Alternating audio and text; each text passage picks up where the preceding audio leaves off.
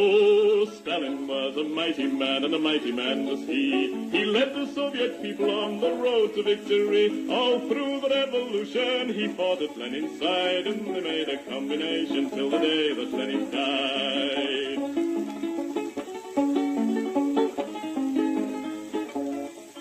He said, come on, you people, we must work with brain and hand. And then one day the Nazis came into the Soviet land. They plundered to the Volga, to Stalingrad. And then Joe Stalin said, come on, me boys, and kicked them out again. Oh, Stalin was a southerner, in Georgia he was born, where the oranges grow thick and fast and fields of waving corn. And Stalin is a farmer, his fingers they are green, and he has planted the biggest crop the world has ever seen. One day he looked upon the map and frowned and shook his head. There's too much brown and not enough green, these were the words he said. We'll have to change the weather, boys, he said, and then he smiled. So let's begin by planting trees along 3,000 miles. So Stalin rolled his sleeves up then and said it's time to start. The Volga River and the Don, they are too far apart. I think we'd better join them, so come and help me, pal, and we'll build a mighty waterway, the Volga-Don Canal. Then Stalin went into the north, and there saw rivers three, all emptying their waters into the polar sea. Now that's not right, Joe Stalin said, these rivers, they are ours. We'll turn them round and make them work and make electric power. There was a range of mountains that were standing in the way, so Stalin put his hand out and smoothed them all away. For Joe, he is determined to make the land all green, and that's the biggest project that the world has ever seen. Oh, Stalin is a mighty man, and he has a mighty plan. He's harnessed nature to the plow to work for the good of man. He's hammered out the future, the forgeman he has been, and he's made the worker state the best the world has ever seen.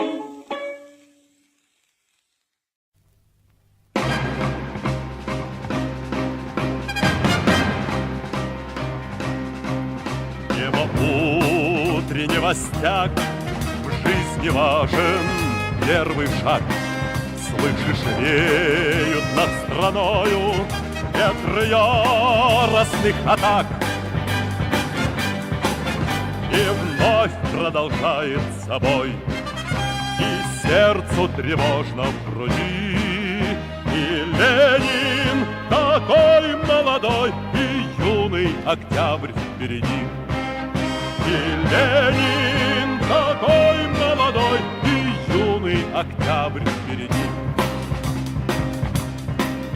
Весть летит во все концы, вы поверьте нам, отцы, будут новые победы, станут новые бойцы.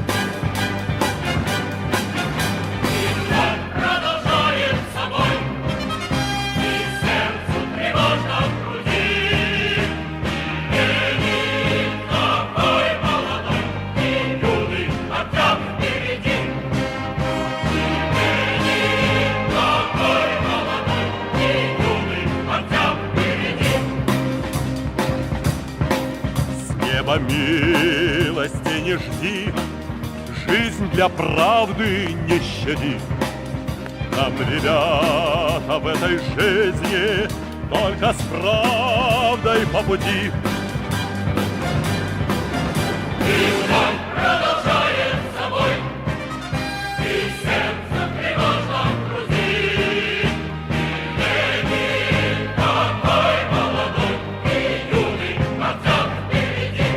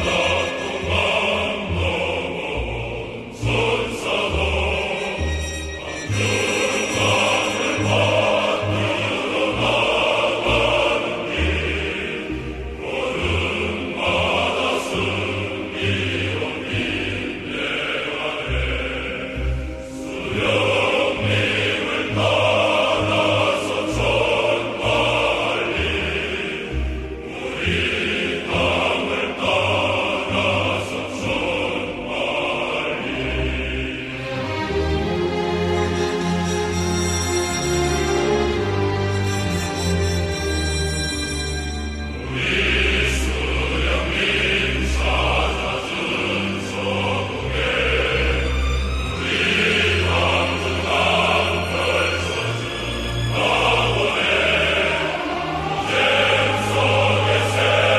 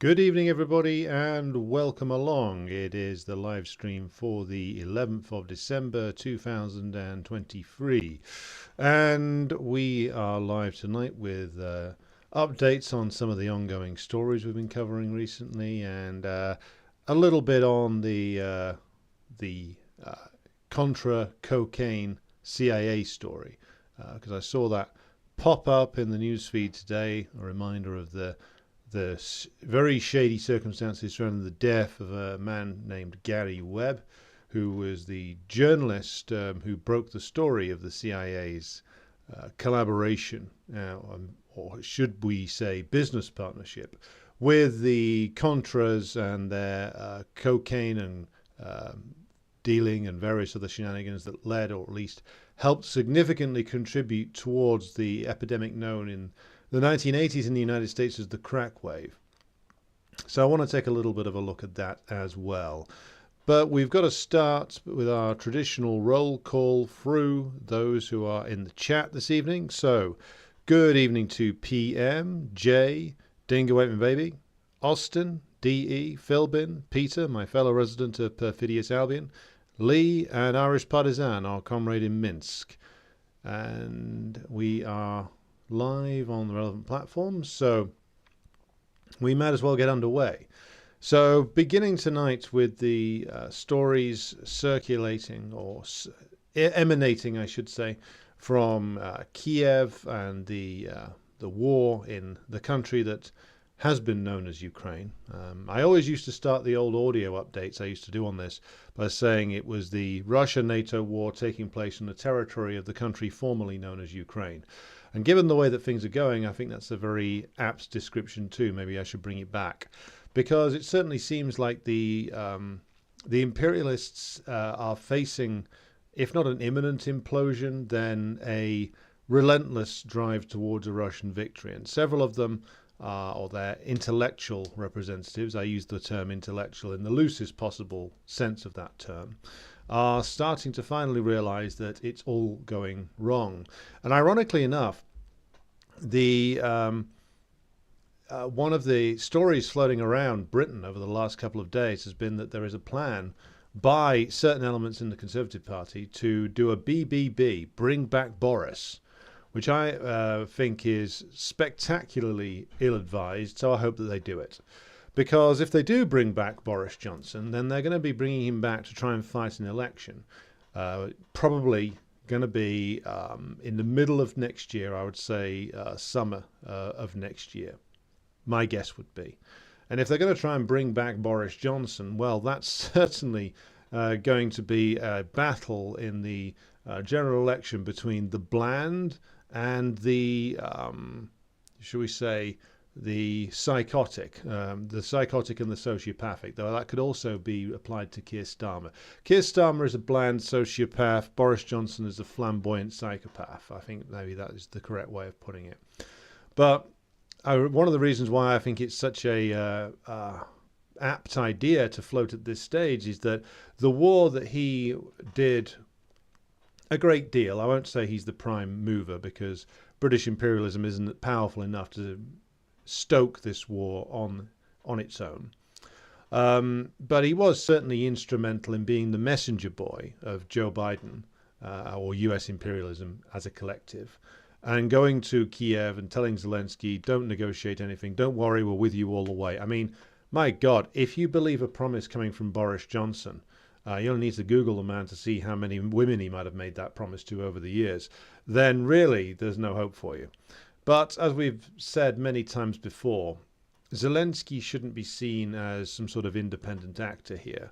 In reality, he's always been a man stuck in a system, either by the fact that that system created him in the first place, and it's certainly true that he was and has been aligned with the now possibly fallen oligarch Kolomoisky for a long time, or even if you take as genuine his peace plan that he was talking about in 2018 to 19, it's certainly the case that the Maidan system, shall we say, the system produced by the Maidan coup of 10 years ago, was never going to be able to tolerate a peace program. And that's because that system was designed by US imperialism to deliver them the proxy war against the Russian Federation.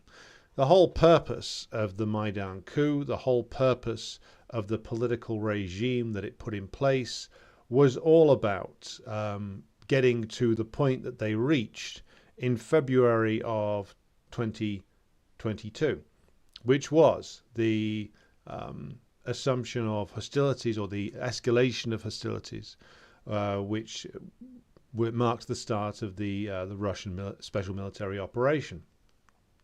The coup that, of course, now we see the photos floating around from 10 years ago of the accursed figure of, or figures, I should say, of Victoria Nuland and Jeffrey Payat handing out what must have been like cheap store-bought cookies in Maidan Square in Kiev, encouraging the protesters to carry on their struggle against the evil Soviet-type Yanukovych. This was the description that the bourgeois press in Britain always gave Yanukovych 10 years ago, that he was a Soviet-style leader.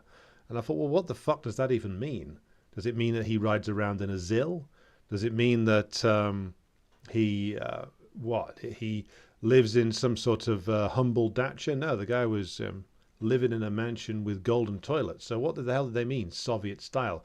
I don't think that most of the people who wrote those headlines knew what the fuck they were writing. They just knew what the description was that was expected. But the propaganda point that lies behind that is, of course, the constant need to do conflations. So like modern capitalist Russia, even though, of course, Putin is on record as saying that capitalism is finished, we'll see where that goes, but modern capitalist Russia with the spectre of the Soviet Union, particularly the spectre of the Stalin-era Soviet Union, even though the two are incredibly far apart. The two conjure up inside the Western imagination the idea of this dark generic threat that emanates from the territory of Russia. And so you describe Yanukovych as Soviet-style leader. It isn't meant to be something which you think about. I've said this before when it comes to like the Zionist propaganda. The same was true over the propaganda 10 years ago about the Maidan coup. It was all not designed to be ever thought about for more than 5 minutes. It's always the same with the imperialist propaganda over their wars. If you actually interrogate it, it often falls apart upon any kind of close examination, which is why, of course, the imperialists always cloak their propaganda in hysterical moralism, usually in the modern era, since at least probably the later 1980s, certainly after the end of the Cold War and the collapse of the socialist camp and the people's democracies. The urge to quote unquote do something is how it's dressed up. So I remember this most clearly from my earlier years about Kosovo, but if you read about the way in which they portrayed the imperialist war on Yugoslavia and the imperialist war to break up Yugoslavia, which is what it was, the way they treated the situation in Bosnia was exactly the same. It was all about, look at these evil Serbs. They are targeting the innocent Muslims. The Bosnian Muslims was the usual chosen, idealized victim. And the West needs to, quote unquote, do something. And they got a lot of assistance in perpetuating this narrative. I read a book years ago by that absolute cretin, a moron's idea of a smart guy, Christopher Hitchens. His brother's a lot more entertaining. Babbling on about how he was in Sarajevo in 1995 and it was the 1989 generation. He means the counter-revolutionaries of 1989, hooking up with and intellectually collaborating with those who had gone through the 68 experience, people like himself, and of course that absolutely appalling cretin, Bernard-Henri Lévy, whose work I have had to observe and try to read recently for a program I've got coming up on propaganda. But in that respect, Hitchens was to a large extent telling the truth. Those who were Trotskyites and those who were Western Maoists in 1968, by the time that the next 2 decades had gone past, had easily fallen into being outright anti-communist reactionaries by 1988, 89 to 91. And so were cheering and whooping for the end of the Soviet bloc and the people's democracies, and for socialism such as it was, even the Titoite version in Yugoslavia. So the propaganda done there was always constructed with this view in mind, and it was constructed by people whose intellectual background, like Hitchens, like Bernard Henri Lévy, came out of this tradition that was I think the best way I can describe it is an institutional left tradition. And when I mean institutional left, like the Trotskyite parties in Britain are largely, actually I'll drop the largely, are part of the institutional left. They have been since they were founded. And Hitchens came out of the International Socialists. The International Socialists are now known as the Socialist Workers' Party, who were a vehement anti-Soviet, anti-communist group. They still are to this day, even though they don't talk about that much anymore. But they always operated on the basis of hysterical ultra-leftism. And this hysterical ultra-leftism lent itself very nicely to the needs of the propaganda system in the Cold War. Because if you can get a bunch of younger people, particularly students, to take up some awful, incorrect positions on the actual existing socialism, as it was called then, in the form of the Soviet Union and in the form of China, and if you can get them to, by using a lot of left, very revolutionary sounding phrases, which is what Trotskyism has always done, turn in a good revolutionary phrase, get people to follow along with you because you seem like you're the real revolutionary. Don't actually train them in anything or encourage them to read and understand Marxism. And in the end, what you're going to churn out is either sort of people who are completely disillusioned or a bunch of liberals who'll quite easily fall into the camp of pure anti-communist cold warrior types. So like the kind of people who came out of the Max Shachtman tradition in Trotskyism, and by the 1960s they were cheering on the US in Vietnam. Some of those people who were kept a bit more of a mask on, like Michael Harrington, the guy who founded the DSA. He came out of that school. He tried to do a sort of both sides do it job on the Vietnam War. So when you see Trotskyites and the descendants of the Khrushchevite revisionists, such as the Communist Party of Britain in my country today, going on about how, well, you know, there's atrocities on both sides in Gaza, this is all where it comes out of. This tendency towards both ultra-leftism and opportunism, which, of course, as we know from Stalin's famous phrase, they always marry up together, often very quickly. Sometimes there's a bit of a gap. Sometimes the same person goes from ultra-leftist to opportunist, sometimes within the same sentence. I've seen it done. But the point I'm making here is about the way in which post-91 propaganda is constructed. Now, in the period after the Second World War, there were a lot of course, brutish and horrific colonial wars. We've talked about some of them before. The operations of the French in Algeria, of course, which killed 1 million Algerians in the course of the Algerian freedom struggle. The hundreds of thousands killed in Madagascar as well, again as part of their struggle towards independence. The many thousands of Kenyans killed by the British imperial forces trying to suppress the independence movement there. We could go on and on. But what the bourgeois realized was that they needed to move to a different system of propaganda. They couldn't just openly intervene anymore and try and sell that as somehow good. They needed to dress it all up. They needed to, first of all, keep the really dirty wars off the front pages. And so as a consequence of that, although the Indonesian genocide of 1965 might have been gigantic and might have reach the news. The true extent of the American and British involvement in that has never really been discussed in the bourgeois press. I mean, why would it? They're implicated in the killing of up to 2 million people. But the way in which when they had to address something like their need to go into and break up the final elements of the old Titoite system in the former Yugoslavia, they had to dress it up in moralistic terms. And for that, there's no better source of propaganda to turn to than the institutional left, the ex-Trotskyites or the current Trotskyites, the various forms of reformist, the various forms of pseudo-anarchist or anarchist. And they are the ones who have consistently provided the left cover for imperialism ever since the days of the end of the Soviet Union.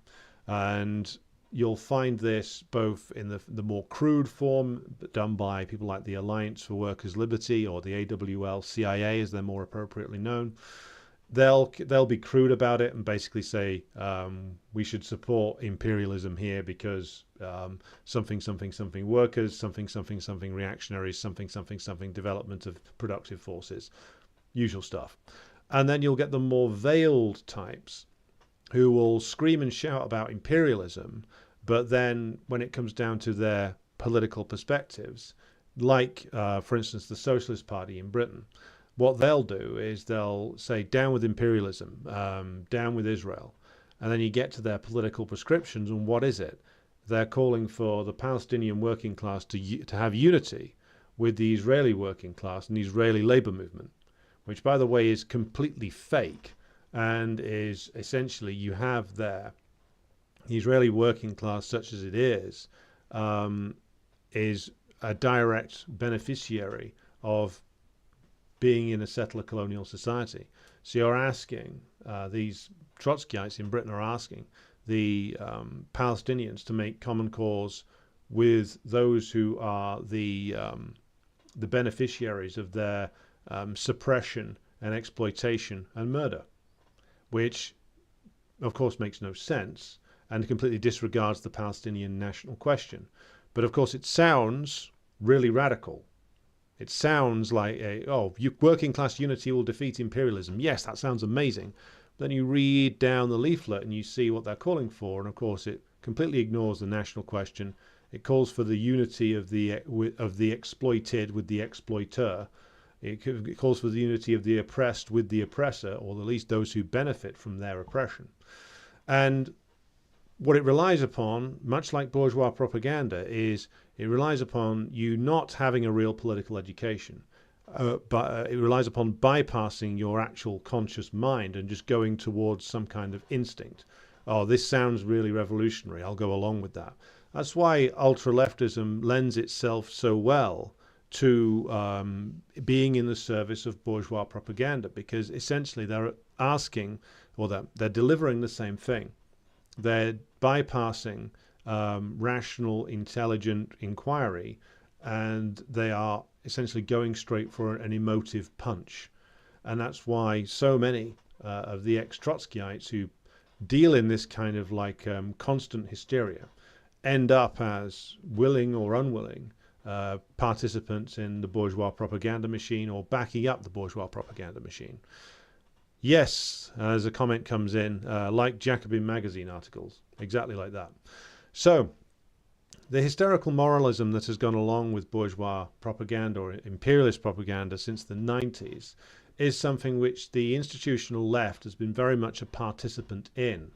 They have always gone along with it. They've always turned up and essentially made excuses for imperialism, obfuscated the issue, glossed over the national question. When it came to the war on Yugoslavia back in 1999, I remember that most of the Trotskyite groups, they denounced the bombing, but then they agreed with all of the propaganda about the Yugoslav government, which you've heard me talk before. I certainly don't have much time for the politics of a guy like Milosevic, but the reason why Milosevic was being targeted was because, not because of anything bad that he'd done or mistakes that he had made, was because he was wanted to defend the he wanted to defend Yugoslavia as an entity, what was left of it, and he didn't or wasn't willing to just turn the whole country over to the imperialists to inflict what's now termed as shock therapy on. I think the more honest way to describe it is asset stripping.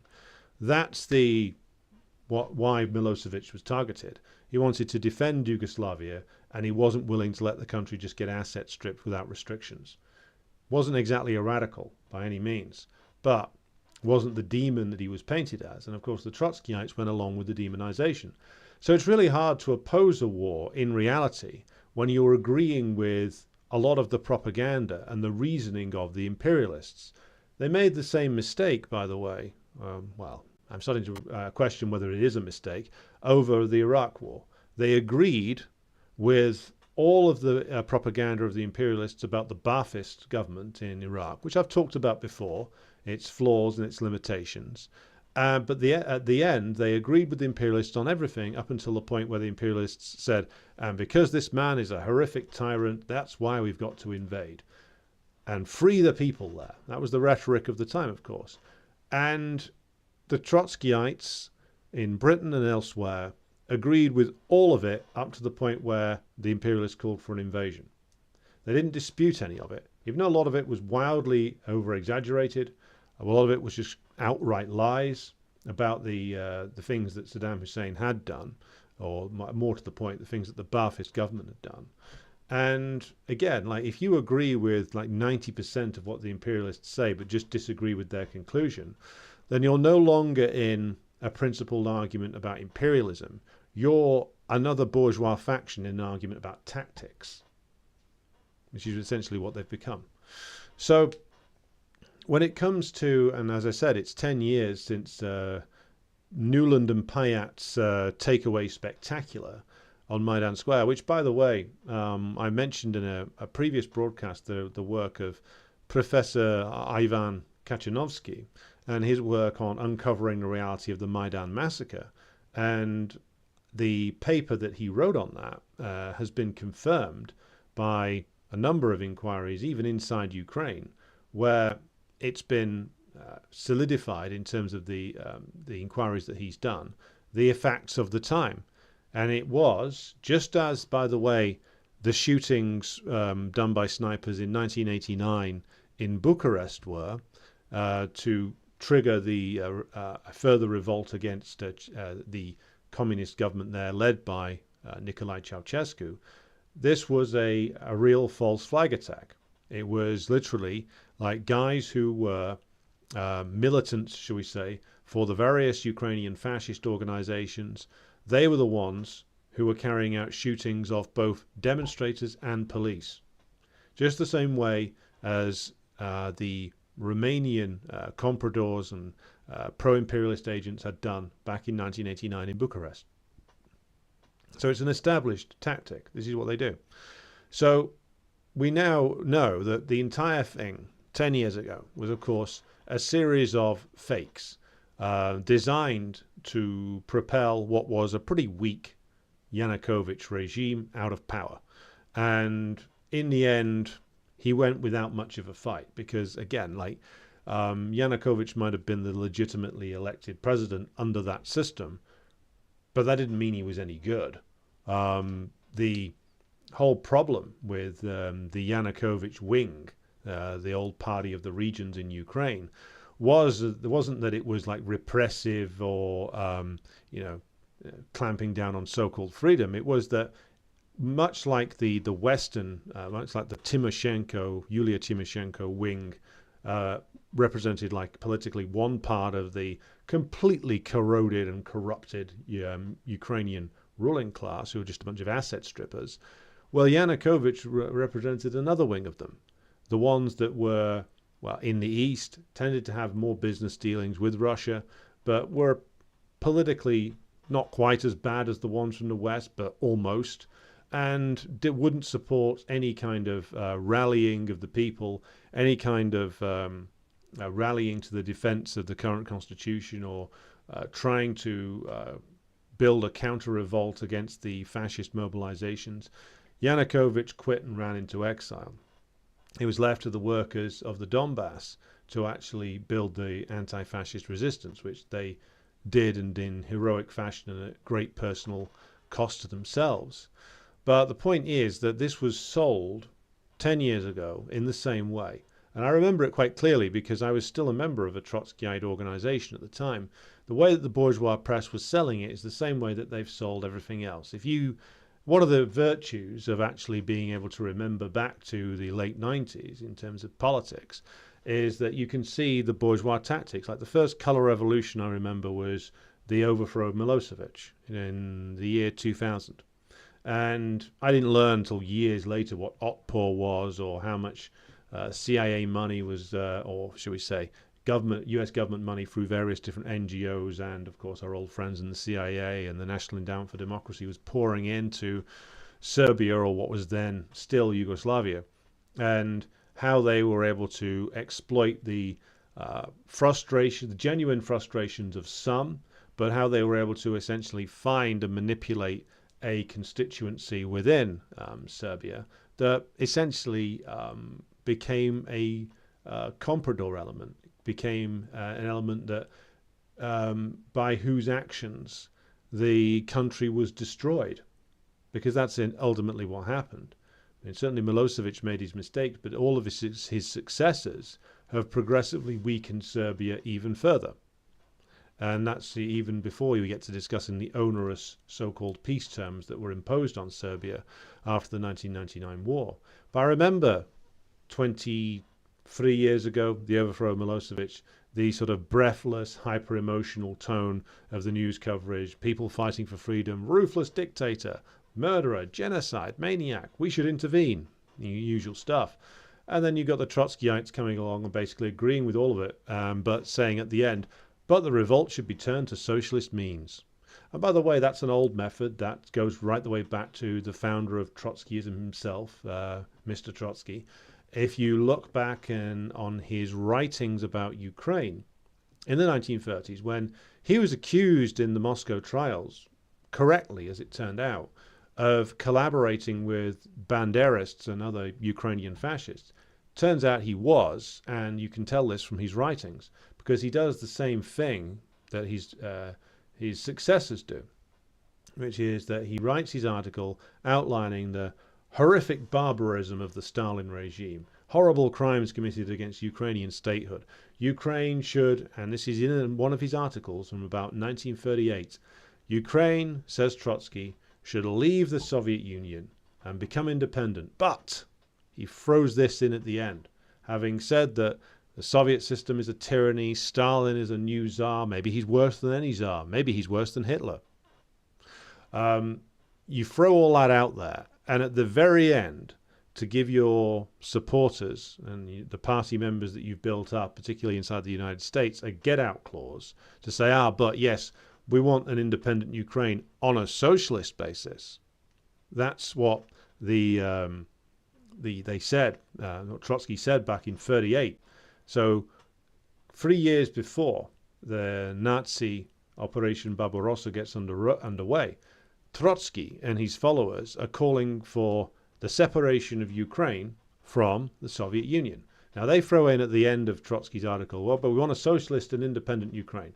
Give me a fucking break. Ukraine, as part of the Soviet Union, was a powerful industrial center.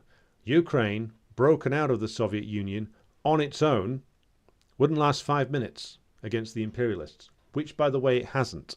And it's particularly significant when you consider that one of the big targets for German imperialism had been Ukraine since before World War I. One of the big targets for the Kaiser and his regime in World War I was to take over Ukraine because of its fertile farmland.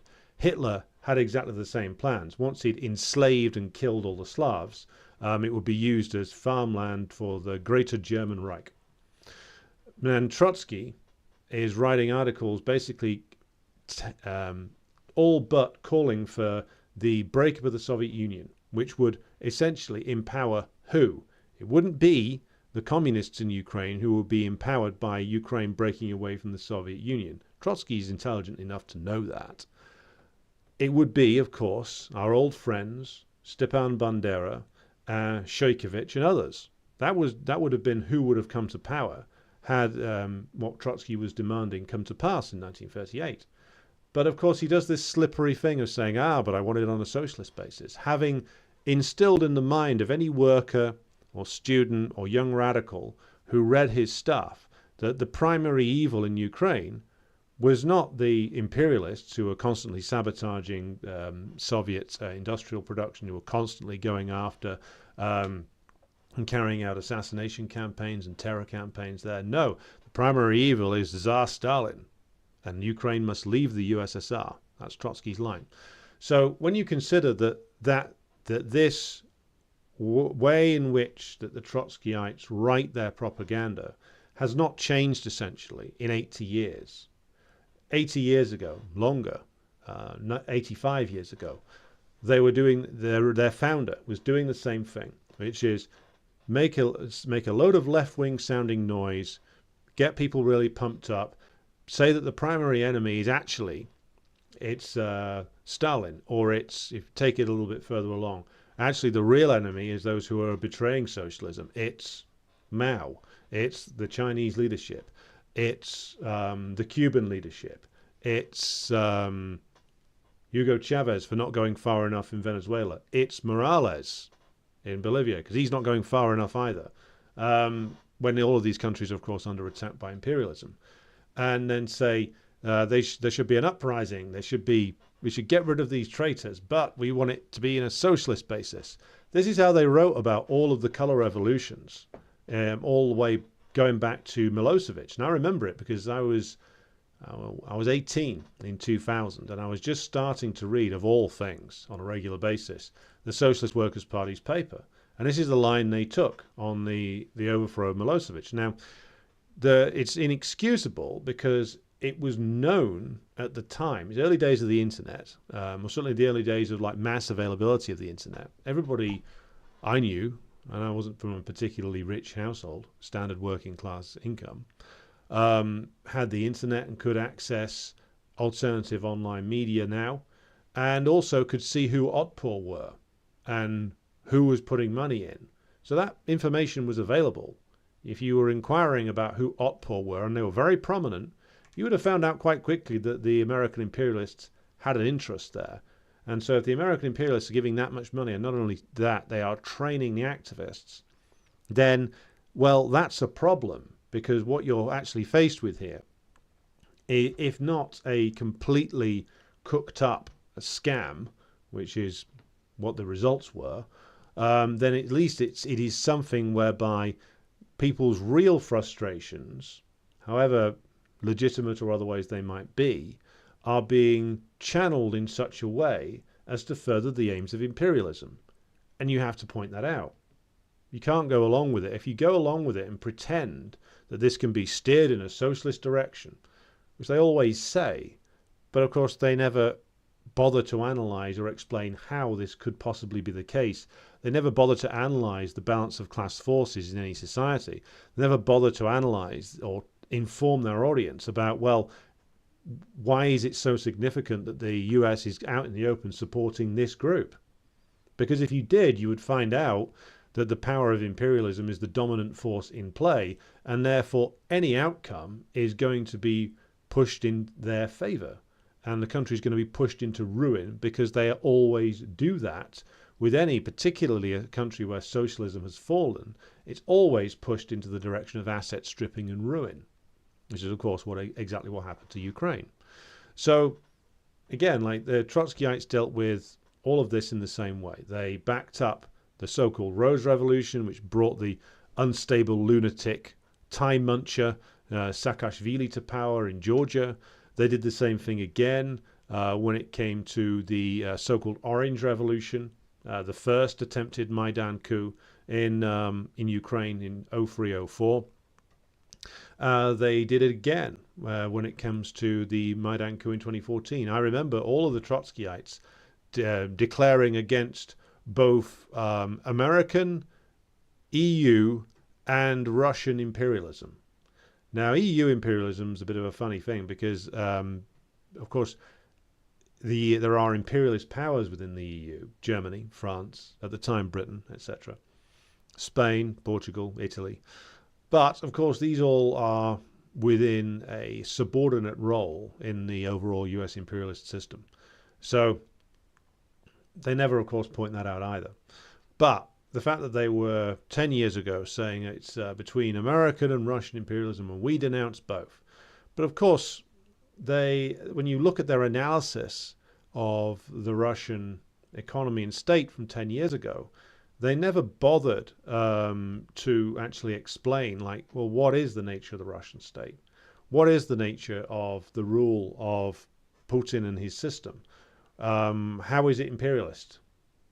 They never bothered to explain that. What you got is a load of phrases about gangster capitalism, about cronyism, about corruption, about Putin being personally chosen by the oligarchs, which isn't actually true when you actually examine how he got into power.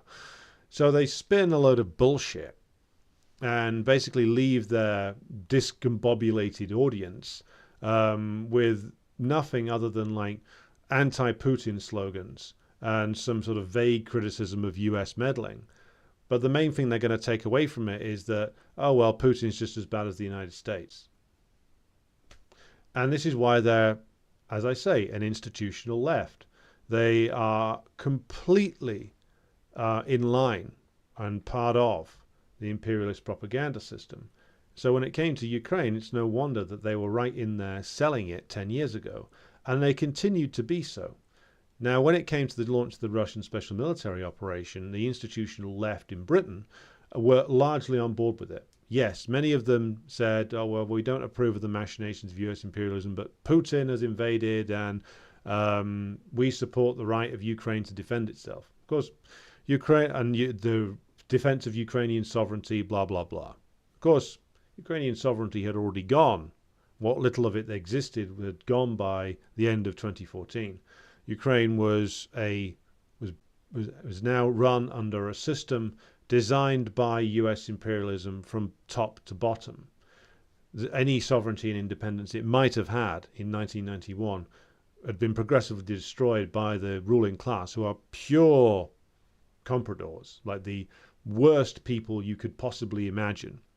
People who stole everything from the Ukrainian working class, and then when it came down to it, of course, when they reached the point of the war erupting out into a major war, all of these people cashed out and fucked off as soon as they possibly could.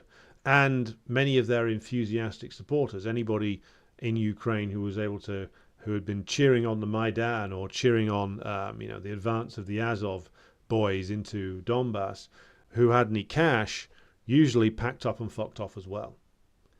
And now those who are left are, of course, the Ukrainian working class, those who are too poor to go anywhere else, those who can't go anywhere else, those who feel that they don't want to go anywhere else. That's who's being scooped off the street by Zelensky's press gangs, stuffed into a uniform and told to act as a bullet stopper in Avdiivka or up around Artemovsk. And that's the legacy of the Maidan from 10 years ago. That's the legacy, not just of the US imperialists, of course, it's a legacy that is supported by most of the British and European left, one way or another, some more openly than others. And so when we come to this, the propaganda around Ukraine now, it's important to understand all of that, because what we're going to be presented with over the next few weeks and maybe months, as Ukraine slowly falls apart, is a series of narratives to explain why this has all gone wrong. And of course, various people will be blamed. I mean, this is why I started by saying I find it ironic that some mad Tory MPs are trying to bring back Boris Johnson. He'll be one of those who probably gets dumped all over by his opponents in the Conservative Party. They'll probably blame him. It's not all his fault. He deserves an awful lot of blame, but not by no means all of it. As this now is visibly falling apart, the question is, well, how are they going to cover it up? And that leads us into the discussion of, well, where does imperialism go next? If it is the case that in this upcoming meeting, which I believe is tomorrow or the day after, probably tomorrow, between Biden and Zelensky, that Biden says, yeah, well, man, we ain't got much for you left, or something like that. Apparently, Biden is going to try and get Zelensky to address the Senate to try and convince the Senate Republicans to essentially unblock aid packages that could go through there. I don't think that's going to work. I think any charm that Zelensky had has long since expended itself. So what you're going to be left with is an embarrassing mess.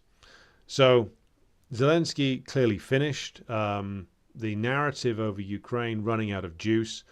Biden's, or no, not Biden. Biden doesn't make any decisions. The US regime's ability to sell this crap to their population is actually being fatally undermined by their stance on the Israeli, what I can only describe as murder spree in Gaza, which completely undermines everything that Blinken or Sullivan or any other administration official says about the evils of Putin.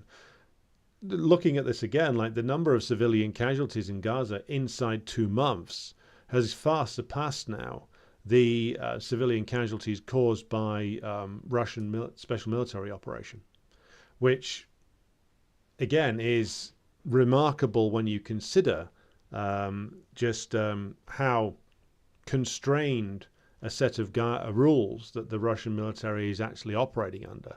They haven't ever carpet bombed civilian areas. I mean, I saw that bloated buffoon Piers Morgan babbling on about Mariupol. Before the fighting in Mariupol actually got to the point where a lot of the buildings were destroyed, the Russians repeatedly negotiated with the Ukrainians to allow a mass evacuation of civilians in both directions, in the direction of Ukraine and in the direction of being behind the Russian lines. So before we got to that point where gigantic areas of the city were destroyed, there'd been multiple opportunities granted to have the civilian population evacuated. And the Russians always tried that with every town they came up to. And they never carried out the kind of like mass murder sprees that the Israelis are involved in. Why is that? Well, you could say that the Russian leadership are run by far cleverer men than the Israeli leadership is, and that would certainly be the case. But also it's about the way in which, it's about the nature of the states and the nature of the war that they're waging. For the Russians, various different political persuasions, it's all seen as a war of national defense, but also, particularly in the areas of the former Ukraine that they're fighting in, it's regarded as a liberation struggle. They are there to liberate their people or their compatriots, their fellow Russian speakers, however the Russian concern might think about it, from oppression by Ukrainian fascists, by the Americans, by the NATO bloc countries. And so it's a war of national defense and a war of liberation as they see it.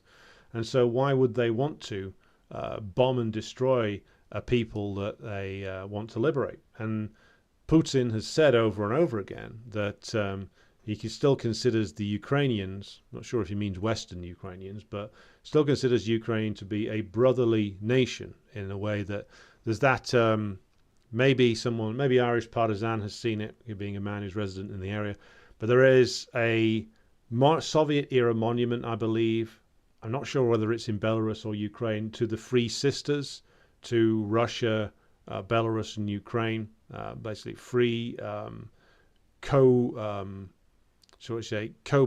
in the Soviet Union, free brotherly or sisterly nations. And that's still how Putin and the Russian leadership see it, even for those in Kiev, those all the way down in Odessa, those who might have been on board with Zelensky at some point. The Russian leadership is still essentially saying that when this is over, we will be a brotherly nation again. And their tactics in the war have reflected that. Yes, they've killed hundreds of thousands of men on the battlefield, but that is the nature of a war. And it's a war that the Russians have fought, which is sought to avoid mass civilian casualties at all costs. Now, I've said this before, but one of the things that the European governments, particularly the Polish reactionaries, finally seem to have woken up to is that, oh shit, well, if we get ourselves into a tangle with the Russians, that's not how they're going to fight against us. Do we really think that they're going to act that way towards Warsaw or Berlin or Paris or London if the rulers of these countries are stupid enough, which I don't think they are, certainly not brave enough, to risk an open war with the Russians? Of course they're not. And they all know that now, which is why they're looking into the abyss now. So the message I want to convey on this evening's broadcast, which has kind of gone off on a tangent from where I wanted it to go initially, but once we get into propaganda and Trotskyism, we could be here all night. The way that to understand things now is that the imperialists are looking for a way to get out of the Ukraine situation, and they are desperately trying to pivot around to have this blamed on somebody else, basically pin it all on Zelensky or other parties who might be available for pinning the blame on. But to reiterate the point about the civilian casualties here, just to mention the Israeli assault in Gaza, the Israelis are running a murder campaign, partly because, of course, they are a colonial regime, and this is how colonial regimes always fight. So that should in itself dispel the idea that the Russians are engaging in colonialism or imperialism. No. You want to see how imperialism fights a war, look at what Israel is doing. That's how imperialism fights a war. That's how a colonial state fights a war against a people that it regards as not just inferior, but, to use the old Nietzsche phrase, Untermenschen. Human animals, to quote an Israeli cabinet minister. So that's why they fight the war in the way that they do. That, and their army's crap and it can't fight. Every time they get out of their tanks and every time they get out of their armoured personnel carriers, more of them die. I mean, they're admitting to at the moment it's between 3 and 10 dying every single day. I'm going to place a bet that it's considerably more than that. But this is how a colonial army fights. It can't fight against a well-motivated and disciplined armed force, which is what the Palestinian National Liberation Army in Gaza is. And so it has to resort to mass brutalization, fully supported at all times by the US imperialists, of course. Ignore, or at least, maybe not ignore, but disregard their protestations. Like their vote at the United Nations the other day was how they actually view things. And the way that this actually is, the situation that actually does exist in Gaza right now, is very much about the US imperialists maintaining their hold on Western Asia, their diminishing hold. That's what this war is fundamentally becoming. As Hassan Nasrallah, the head of Hezbollah, the General Secretary of Hezbollah, has said, it is a war about which the center of which is in Palestine, but it is a war that stretches through Lebanon, into Syria, into Iraq, and elsewhere. Wherever the US imperialists have a presence, it is a region-wide war to liberate the area, the whole area, from the presence of the US imperialists. Nasrallah, that is, has been very open about that fact. And it's clear from their actions that the US imperialists agree with him from their point of view. They can't let Israel lose. Israel has to win. Even if they don't want Netanyahu in charge anymore, that's perfectly clear, because he's too tainted. He's too openly corrupt. He lost too much political capital in Israel. He's too toxic to sell to particularly a Democratic Party voting audience in the United States. So they want him out of the way and somebody with a bit more credibility, a nicer face to put on the mass murder in charge. They haven't succeeded in getting him out of the way yet, though. So the American imperialists, though, are absolutely rigid in their determination to defend the state of Israel, because that colonial enterprise, that armed military encampment, is what is at the center of their strategy for the region. It's at the center of their domination of West Asia. even more so than places like Saudi Arabia or the UAE are, because they are monarchies that are shaky in their loyalty at the best of times, now looking a bit more shaky, particularly the Saudis, who, by the way, I wouldn't trust as far as I could throw them, but they are smart enough to realize when the wind's blowing in another direction, which is why they're reaching out to the Russians and the Chinese now. But Israel is the most rock-solid representation of US power. It is the most solid in terms of it always going to be on the side of the United States. It can't go anywhere else. As one Israeli general put it recently, without the US, we can't do anything. Let's make that perfectly clear. So the US is absolutely intransigent in its defense of Israel because it is about the defense of US interests in the whole region. That's why they keep on defending it, and will keep on defending it until it reaches the point inside either that Israel faces military defeat and disaster. So if they carry on the campaign, they face defeat and possible collapse. At that point, the US will act and call for a ceasefire. Just like they did with the war in 2006, when it was clear that the Israelis couldn't beat Hezbollah. Suddenly the US stepped in and called for a ceasefire. Same thing is happening now. So if the only way that the US will pull the plug on this is if Israel is facing defeat and imminent defeat, or should we say, things politically inside the US heat up to such a great degree that it becomes politically impossible to carry on. Now, we're not at that point yet.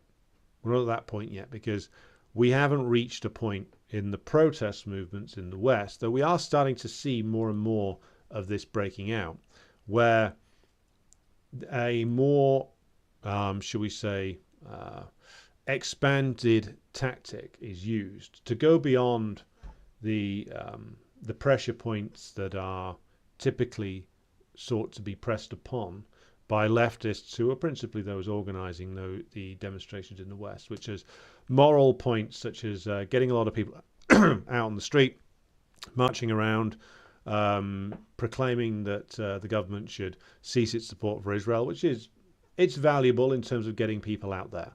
But as a lot of people are about to discover, as I discovered 20 years ago, I'm sure perhaps many of you were involved 20 years ago as well, you can march around as much as you like, but if the power of those at the top of the bourgeois state remains unrestricted, and they are able to act without the worry that the protest is going to escalate into something else, then they're going to act in the defense of their class interests, which is what fundamentally this is all about.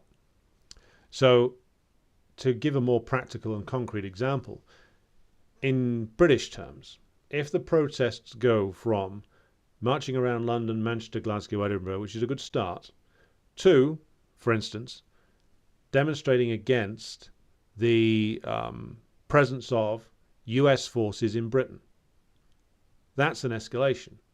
So, I mean, there were things like this back in the 80s to a certain extent. So the Greenham Common protest led by women's peace groups was part of that. But if we got to the point where people were in Britain were mobilizing around the idea of get the US out of Britain, because, of course, the US is using British airfields as part of their supply route to Israel. They wouldn't be able to resupply Israel without, or at least not as easily, without access to their airfields and the military facilities that they've had in this country since World War II. So, US out of Britain, if that slogan got popularized and demonstrations started breaking out in big numbers around US bases, maybe doing peaceful blockades of them, then that would be an escalation that the government would have to change their calculations about. The idea of also, if you're European, if you're from Germany or Italy or Spain or Greece, the idea of US out of our country, US out of Italy, US out of Germany. It's been nearly 80 years. Those kind of things, those kind of actions which spread the question, which spread an understanding of what this is about. It isn't just about a bad guy in Israel called Benjamin Netanyahu who's rampaging around killing people. That's one aspect of it. But the bigger question, which is, well, why is he able to do it? Why is the US backing him? Why is the entire US imperial bloc, still with some verbal murmurings every now and again, in lockstep behind this? And this all comes down to, of course, the question of imperialism, the role that Israel plays, and you need to tie it to the role of the US's continued occupation, continued military presence in all of these European countries that it's had continually since World War II. And the question needs to be raised, first of all, like, why is it allowed that the US can pass military material through this country, be it Britain, Germany, Italy, Spain, wherever, and send over to Israel to participate in this murder spree that Netanyahu is carrying out? And shouldn't we be targeting that? Shouldn't we be addressing the point that our country, again, whichever country you want to pick in Europe, if it's got US forces in it, it's not a sovereign country. It's not an independent country. It's a country where the ruling class, the bourgeoisie in all these European countries, have essentially traded away political independence in return for being a vassal state of the US empire, in return for certain of their interests being protected by US military power. And that is essentially what is going on. And so the question of removing US forces from Europe, of removing and destroying collapsing the NATO alliance, which is only responsible for which is only bringing militarism and bloodshed. And these are the bigger questions that need to be gone on to. Yes, the demonstrations in the city should continue, but it should grow into a direct protest movement against the continued existence of NATO and the continuing presence of US forces in all of these countries, which is enabling the murder spree of Netanyahu in Gaza and the West Bank, by the way. And so until things start to spread out like that and the protests evolve in a more effective direction, at the moment, the imperialists can take this. Even if, like, Biden goes down to defeat and they get some Republican in, maybe it's Trump, that in itself would be negative for the US, but it wouldn't necessarily be fatal. If, however, inside the US, the question got turned more to, well, what role does Israel play, and why does the US back it without condition, and talking about the US empire in such a way as that it is both an enemy of those in the countries that it targets, but also it's an enemy of the US working class, to make those connections, as Stalin called for in his book Foundations of Leninism. He called for an alliance between the workers of the imperialist countries and the oppressed and the colonized nations to act together to bring down imperialism. So what Stalin called for in the early 1920s, and he was 100% correct to do so. And it's those kind of tactics that actually scare the imperialists and actually frighten them to the point where they would first of all act in an extremely repressive fashion if those kind of tactics were pursued successfully, but also that would elevate the struggle to the point where it became too politically difficult to carry on backing Israel without question. That, and of course the defeat of Israeli forces on the ground in Gaza or via Lebanon and the actions of Hezbollah, etc. So I'll conclude by saying this, and I've now gone completely off the agenda that I had lined up, so we'll have to come back to Signor Millet on another day. But the point that I would like everybody to consider further is just this, which is that the assault on Gaza, the war in Ukraine, everything else to do with it, comes back to the question of the presence of US imperialism, the need to dismantle NATO, to dismantle the EU, and to get the US and its armies of occupation out of the European countries. And by popularizing those demands, we will run into, of course, headlong, the vehement and often violent opposition of the ruling classes of Europe, who long ago traded independence for protection from the US empire, which essentially runs a protection racket. The Europeans give up their sovereignty which could be troublesome to the US imperialists. In return, the US imperialists back them up when they're ripping off sub-Saharan Africa. This is essentially what has been done. And so to take it in such a direction as wanting to dismantle all of that, not only is that an anti-imperialist move, it also, if you pursue it successfully, is something that will fatally weaken the ruling classes of all of our different countries. Because finally, the real reasons why life is as it is, and the ruling classes of Europe and Britain act as they do, will be spelt out. And the role that the US plays in backing them up militarily and securing them in power, and the reason why they still run all these Gladio-type operations in Europe, is all about keeping Europe as a secure set of US vassal states. And so to actually, for those in Europe who might fall for like so-called right-wing populism, like that fraud Meloni, or various other characters or like the equally fraudulent AfD in Germany, and for people who might fall for that for various reasons and who feel that their nations have been humiliated and embarrassed, well, you as proletarians of those nations have been suppressed, being subjected to humiliations. It's not the ruling class that are being subjected to humiliations. Their interests are being protected via the alliance with US imperialism.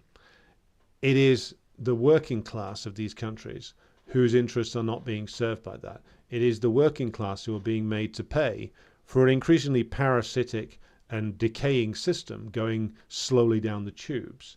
And if you want to revive these countries, if you want to see a revived Germany, well, then learn a lesson from the old East Germany.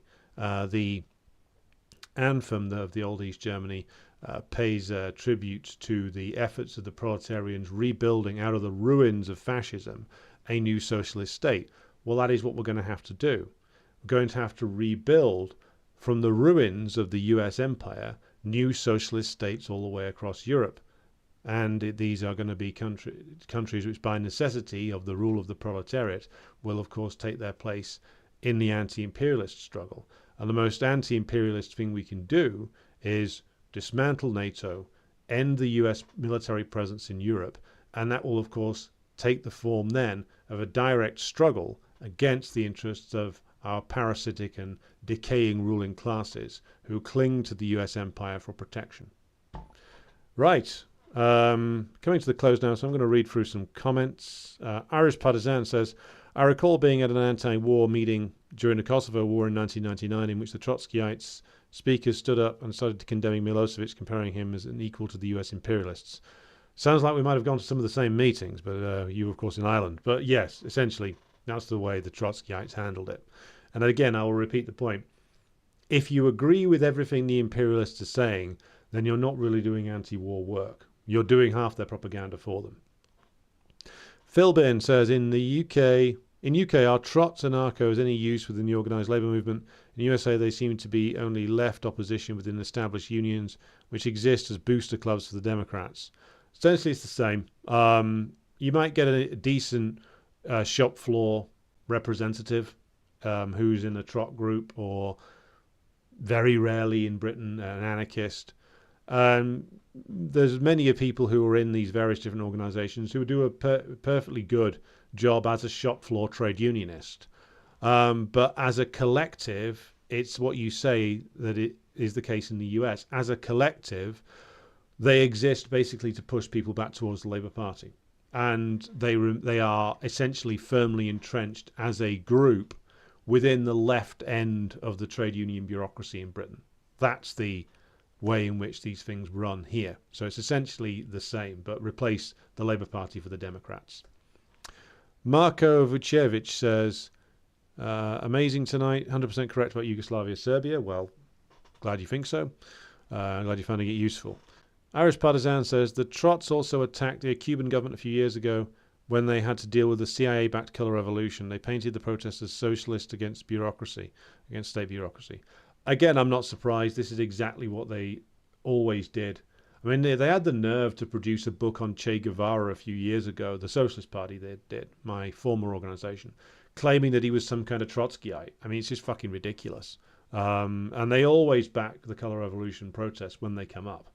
They never point out the role that the US plays ultimately behind them or analyze the balance of class forces properly. Arnold says Trotsky was a total fraud, correct. Marco says Otpor 100% NED CIA front. Otpor translates to resistance. Yeah, well, resistance to what is the question. AK says excellent summary of traditions of UK trot groups over recent years.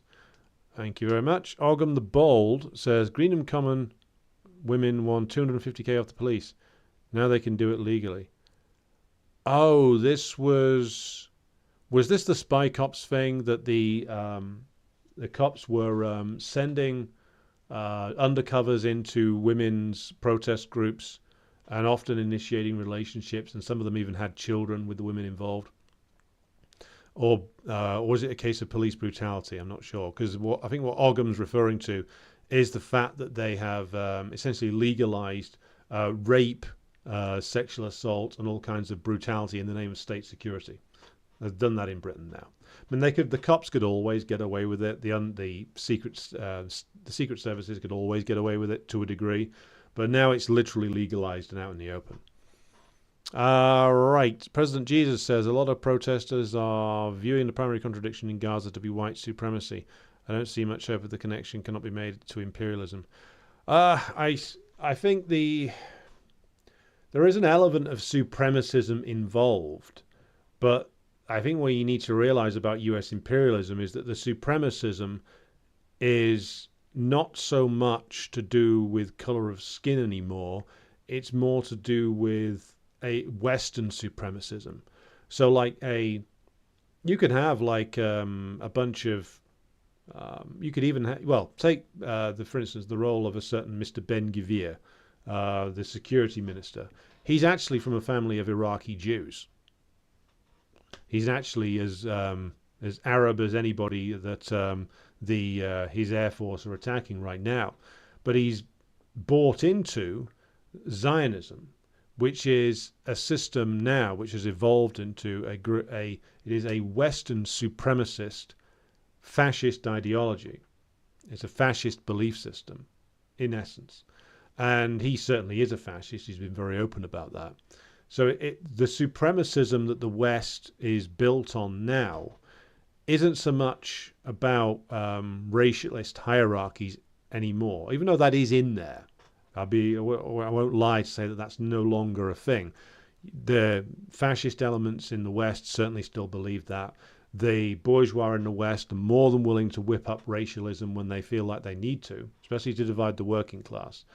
When it comes to a thing like Israel, the supremacism that's part of that propaganda system is much more to do with the essence of Zionism as being like as Norman Finkelstein has said, and as some of the religious Jewish critics of Zionism have said, it's about creating a version of Judaism which basically fits in with the irrationalist, ultra-reactionary politics that emerged out of Central Europe especially, but also the imperialist countries in like Britain and the United States in the later 19th century. And as it's evolved through the 20th and 21st centuries, it's become much more of the kind of sort of Western supremacism that the American empire is more based on. Yes, there are elements in there of old-fashioned white supremacism, but it is the civilizational supremacism which there is the dominant element within that imperialist ideology as a propaganda system now. And that's why you can get people in the West who are from a African background, from a Caribbean background, from an Indian, Pakistani, Bangladeshi background, in Britain that is, all buying into the Western supremacist system, because it's not just exclusively like old school racism anymore. It's adapted itself. Like I said at the top of the program, it comes from being influenced by a lot of institutional leftism And the institutional leftism has helped to reshape the propaganda narrative towards this Western supremacism, rather than just an exclusively racialist claim now. Even though, of course, that remains within it in various different, and at various different times it will flare up again. And if the working class in any country, in the imperial core, rises up and starts seriously challenging the ruling class, you can bet every single penny you've got left that they'll bring back the racialism again. Because they'll do that, they'll wheel that out when they need it. They will happily cut the knees off the non-white servants of themselves when it comes down to it. Because that's the way these people always roll. Right, Alexandros says we need to evict the Yanks, and he's completely correct about that. Otpor, I'm not going to try and pronounce that because my Serbian is not good. Resistance to Milosevic's regime, that was their line, and their main purpose was to mobilize the youth to topple the government. It was all Gene Sharp, one worldwide famous imperial regime change activist, came out of that movement. Sergej Popovic, Otpor, he trained the Arab Spring activists. Well, all connected together, of course. Right, I've been going for about an hour, so I'm going to leave it there for this evening. And I hope that you can join me again, same time tomorrow, where I hope I'll be able to get through the Argentina story and a couple of other things. So thank you to everybody who's contributed to the chat tonight, and I will now put you back onto your musical interlude. See you again tomorrow. Oh, Stalin was a mighty man, and a mighty man was he. He led the Soviet people on the road to victory. All through the revolution, he fought at Lenin's side, and they made a combination till the day that Lenin died.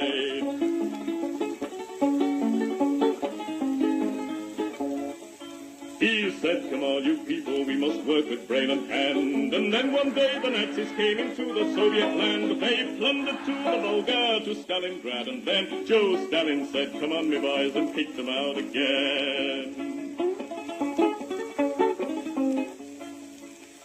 Oh, Stalin was a southerner, in Georgia he was born, where the oranges grow thick and fast and fields of waving corn. And Stalin is a farmer, his fingers they are green, and he has planted the biggest crop the world has ever seen. One day he looked upon the map and frowned and shook his head.